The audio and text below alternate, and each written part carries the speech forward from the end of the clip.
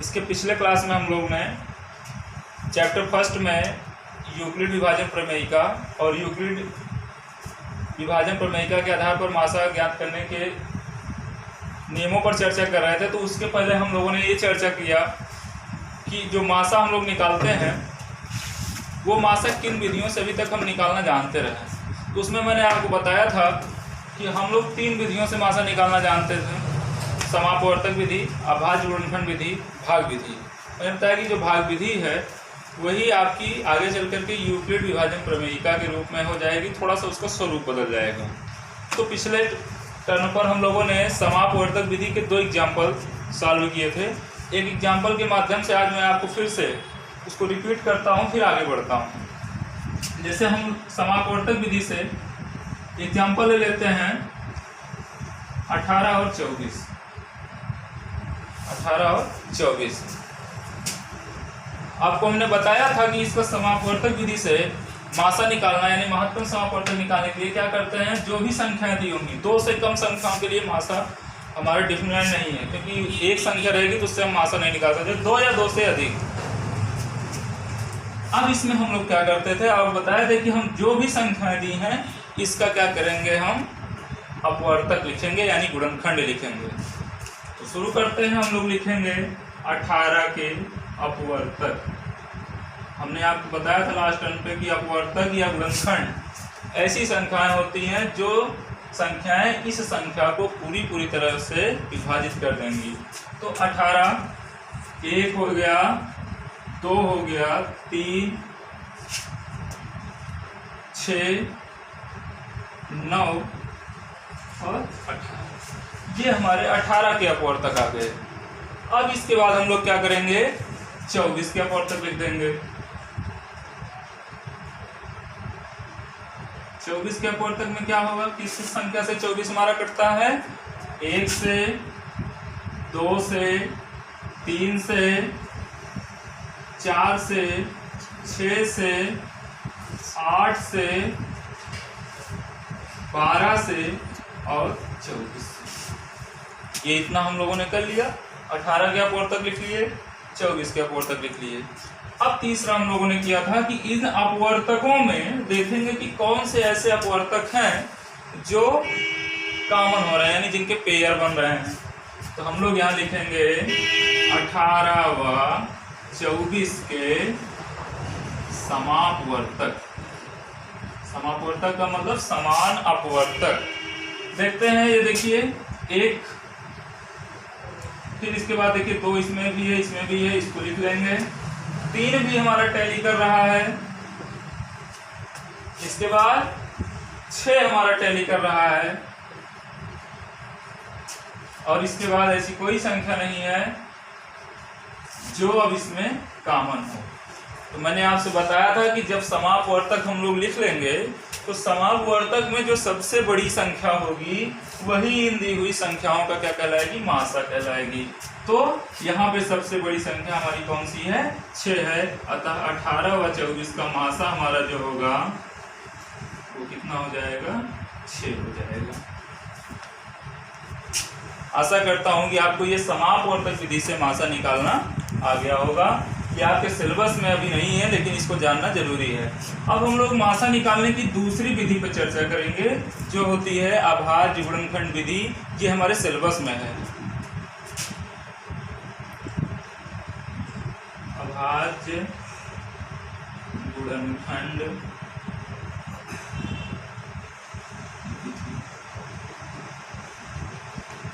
पिछले वीडियो में हमने आपसे चर्चा किया था कि अभाज्य गुणनखंड विधि में क्या करते हैं, हम दी हुई संख्याओं के अभाज्य गुणनखंड लिखते हैं। कक्षा 5-6 में आप लोगों ने अभाज्य गुणनखंड लिखना सीखा है, यानी जो भी संख्या दी है उसका गुणनखंड, उसको गुणन के रूप में लिखेंगे, लेकिन उसमें शर्त ये होगी कि जो भी संख्या हम लिखेंगे गुणे के रूप में वो एक अभाज्य संख्या होगी। और अभाज्य संख्या के बारे में मैंने आपको बताया कि ऐसी संख्याएं जो केवल 1 से विभाजित हों और स्वयं से विभाजित हों, तो उन संख्याओं को हम अभाज्य संख्या कहेंगे और उनका जो गुणनखंड करेंगे वो अभाज्य गुणनखंड होगा। ऐसे इसका एक एग्जाम्पल लेकर के हम लोग समझते हैं। जैसे मैं लिख लूँ 12 और 15, पहला क्वेश्चन जैसे हम लिख लें 12 व 15, इसका मासा हमको निकालना है, लेकिन ये अभाज्य गुणनखंड विधि से। तो हम लोग क्या लिखेंगे इसका 12 के अभाज्य गुणनखंड।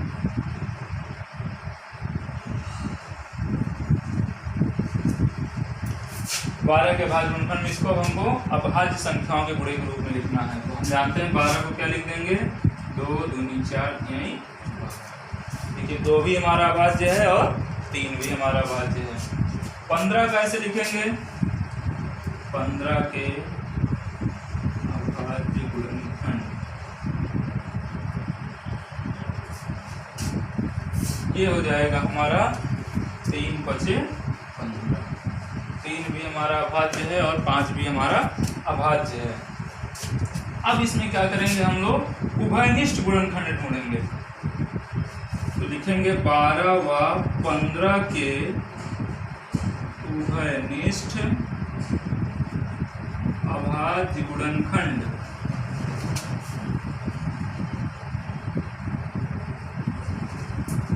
देखिए इसमें कौन सा ऐसा गुणनखंड है जो दोनों में हमको कॉमन दिख रहा है। देखिए ये जो 3 है, 3 यहाँ पर भी है और 3 यहाँ पर भी है, ये हमारा अभाज्य गुणनखंड कॉमन क्या होगा 3। क्योंकि यहाँ पर एक ही गुणनखंड कॉमन हो रहा है इसलिए हम इसी को क्या कर देंगे मासा लिख देंगे। अतः हमारा 12 व 15 का मासा क्या आया 3 आ गया।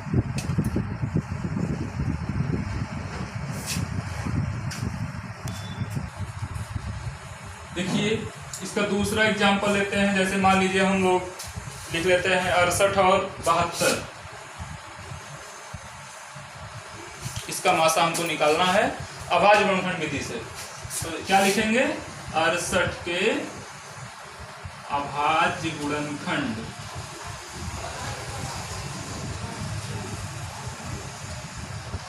अब देखिए ये संख्या थोड़ा बड़ी है, तो अगर आपको अभाज्य गुणनखंड निकालने में प्रॉब्लम होती है तो आप इसको पहले लिखिए कि ये किन किन पहाड़ों के रूप में टूट सकती है। जैसे ये 68 है तो हम जानते हैं इसको लिख सकते हैं 17 चौका 68। 17 चौका 68। अब देखिए 17 तो हमारा अभाज्य है क्योंकि 17 एक और स्वयं के अलावा किसी संख्या से नहीं विभाजित होगा। लेकिन अभी 4 जो हमारा है ये भाज्य संख्या है क्योंकि ये 1 से भी कट जाएगी, 2 से भी कट जाएगी और 4 से भी कट जाएगी। क्योंकि अभाज्य संख्या ये बताती है कि वही संख्या अभाज्य संख्या होगी जो 1 से कटे और स्वयं से कटे। इसलिए 4 को भी हम और छोटा गुणनखंड में तोड़ेंगे। इसको हम लिख सकते हैं 17।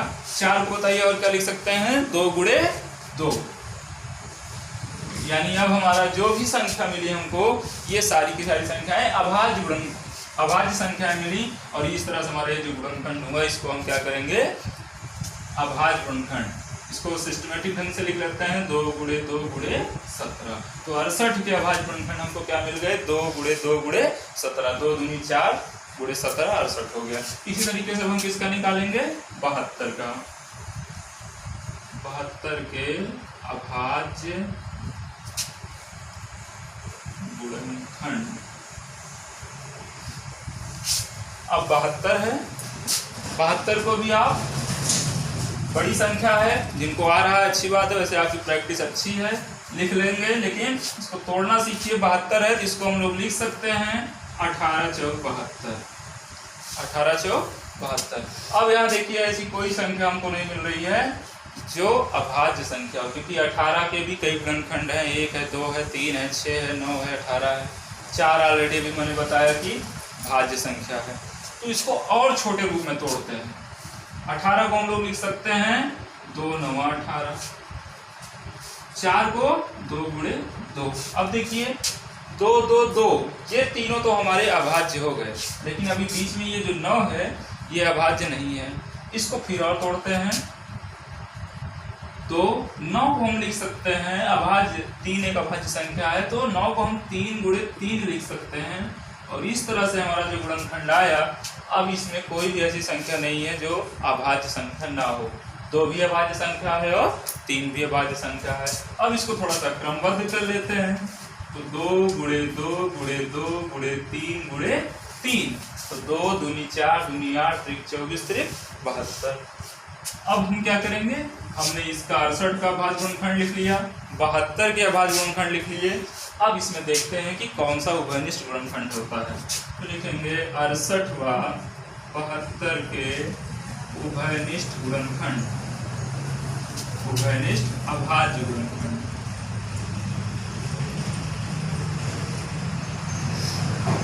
देखिए यहाँ पे 2 है, यहाँ पे भी 2 है, तो एक बार ये हो गया, ये 2 और ये 2 पेयर बन गया।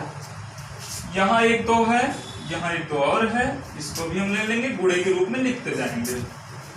अब ये जो 2 बार 2 था, यहाँ से 2 बार 2 पेयर बना दिए। अब इसमें देखिए 1 2 बच रहा है, लेकिन यहाँ पर 2 नहीं है। यहाँ पर 3 बच रहा है, इसमें 3 नहीं है। ये 3 है, यहाँ भी 3 नहीं है। और यहाँ पे जो 17 बच रहा है, ये 17 भी यहाँ से पेयर, यानी अब ऐसी कोई संख्या नहीं है जिसका जोड़ा संभव है। तो जो भी संख्याएं आई हैं सारे ये उभयनिष्ठ गुणनखंड के रूप में, उन सबका हम क्या कर देंगे, मल्टीप्लाई गुणा कर देंगे। कितना आ गया, 4। यानी ये जो 4 आया, अभी गुणा यहाँ नहीं करेंगे, ये 2 गुणे 2 हो गया। अब हम नीचे लाइन में लिखेंगे 68वां 72 का मासा, और ये हमारा हो गया 2 दूनी 4, यानी मासा क्या आ गया, 4। एक और एग्जाम्पल ले लेते हैं, उसको हम थोड़ा 3 संख्याओं में ले लेते हैं। 3 संख्याओं का भी हम समझ लेते हैं। इसे तीसरा हम ले लेते हैं एग्जाम्पल 3 संख्याओं में। मान लीजिए 8 9 और 25, ये 3 संख्या अगर हमको दी हुई हो और इनका अभाज्य गुणनखंड विधि से हमको अगर मासा निकालना हो तो सिस्टम वही चलेगा। जो भी संख्या दी हुई है सबका हम अभाज्य गुणनखंड लिखते जाएंगे। जैसे लिखेंगे 8 के अभाज्य गुणनखंड,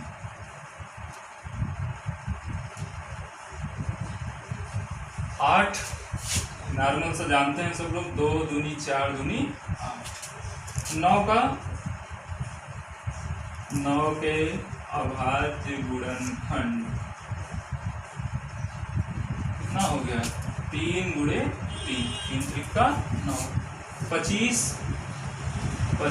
के अभाज्य गुणनखंड,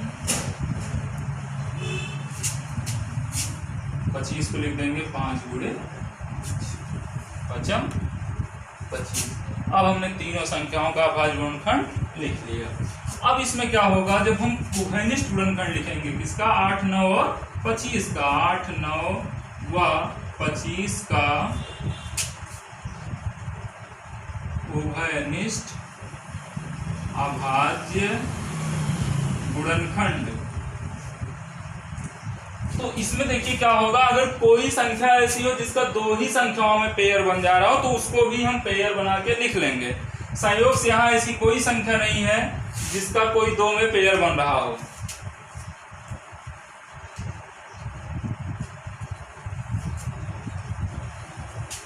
तो इसमें देखिए अब कोई संख्याओं का पेयर नहीं बन रहा है, तो क्या करेंगे, हम इसके आगे 1 गुणे लगा देंगे, क्योंकि कोई फर्क तो पड़ना नहीं है 1 से गुणा करने के बाद, क्योंकि ऐसी में कोई संख्या हमारा कॉमन नहीं बन रही थी। यहाँ पे 2 2 है, यहाँ पे 3 3 है, यहाँ पे 5 5 है, कोई भी संख्या किसी में कॉमन नहीं है। तो हम क्या करेंगे, इसके सामने 1 से गुणा कर देते हैं। अब हमारा क्या हुआ, ये जो 1 है इसी का पेयर बन रहा है, यानी एक ही ऐसा गुणनखंड है जो सब में कॉमन है। तो इसका मासा फिर क्या हो जाएगा, 1 हो जाएगा, यानी 8 9 व 25 का मासा क्या हो गया, 1 हो गया। अगर मान लीजिए इसमें से कोई कॉमन बनता तो हम उसको लिख लेते। देखिए अब ये तो हमारा हुआ कि जिसमें कोई कॉमन ही नहीं बना था, तो हमने क्या किया, 1 से मल्टीप्लाई कर करके इसमें कॉमन बनाया। अब एक इसका दूसरा उदाहरण देखते हैं। जैसे मान लीजिए हमने संख्या ले लिया 18 42 54, और इसका हमको क्या बनाना है, अभाज्य गुणनखंड विधि से मासा निकालना है। तो हम लोग फिर से वही काम करेंगे, 18 के अभाज्य गुणनखंड लिखेंगे, 18 के अभाज्य गुणनखंड। तो 18 को क्या लिख सकते हैं, 9 दूनी 18, 9 को 3 गुणे 3, ये हो जाएगा 2 3 6 3 18। ऐसे 42 को लिखेंगे,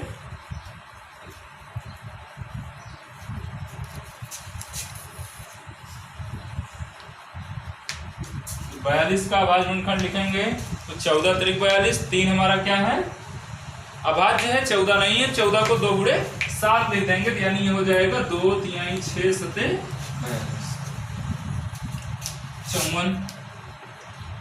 54 के अभाज्य गुणनखंड।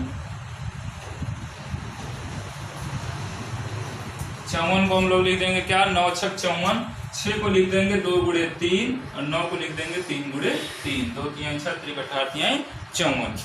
अब सबका हमने क्या लिख दिया अभाज्य गुणनखंड लिख दिया। अब इसमें हम देखेंगे कि अभाज्य गुणनखंड में ऐसे कौन से गुणनखंड हैं जो कॉमन हो रहे हैं, तो लिखेंगे 18, 42 व 54 के अभाज्य गुणनखंड। यहाँ पे उभयनिष्ठ अभाज्य गुणनखंड, उभयनिष्ठ अभाज्य गुणनखंड। देखिए ये देखिए किनारे का 2, इसका पेयर बन गया 2, फिर ये 3, 2 गुणे 3। अब देखिए इसमें हमारा कॉमन नहीं बन रहा है। अब ये हो गया हमारा क्या 2 तिहाई 6, यही जो 6 आएगा वो क्या हो जाएगा 18, 42, 54 का मासा हो जाएगा। जिस समझ में आ गया होगा आप लोगों को अभाज्य गुणनखंड विधि, 2 विधियां हम लोगों ने पढ़ लिया, समापवर्तक विधि और अभाज्य गुणनखंड विधि।